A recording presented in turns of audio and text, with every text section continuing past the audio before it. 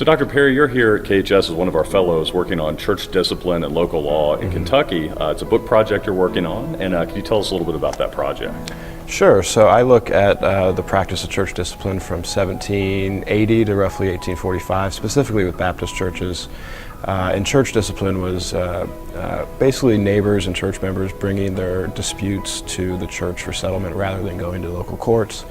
And so you'd see all sorts of things, typical things like you'd expect in a church venue, like drunkenness or infidelity or adultery of some sort. But then you'd also see theft and slave warranty cases, and slaves bringing their disputes to the church to be settled, women bringing their disputes to the church to be settled. You know, two groups that were left out of the local courthouse, anyways. And so I look at how that process changes over time, how this practice, which was central to Baptists, part of their ritual, why it slowly declines, especially after 1830 or so, and then try to make broader arguments about how society, these broader economic and political or cultural shifts are affecting religious life. Which collections in particular drew you to KHS? Your numerous church record books, which are the basis, really the foundation of the work.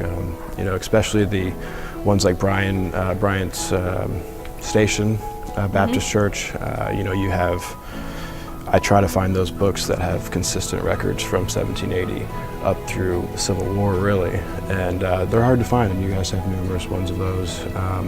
The different local histories. Yesterday I was diving into some of the ancestry stuff, which was really cool. So there's been, KHS, I was here 6 years ago, and the project as it is would not exist without that fellowship in 2013 or with the current one.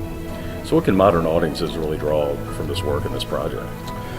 Well, I think, an underlying theme is church-state, the relationship between the religious and the secular, and I'm looking at it in a sort of different way than other scholars who look at it in a sort of how's the Supreme Court treated the First Amendment and the position of churches in society. And I look more at a ground level, how are people envisioning authority and interacting with these, these two authoritative structures of religion and law, or religion and government, secular government, and how those lines sort of blur together in unexpected ways.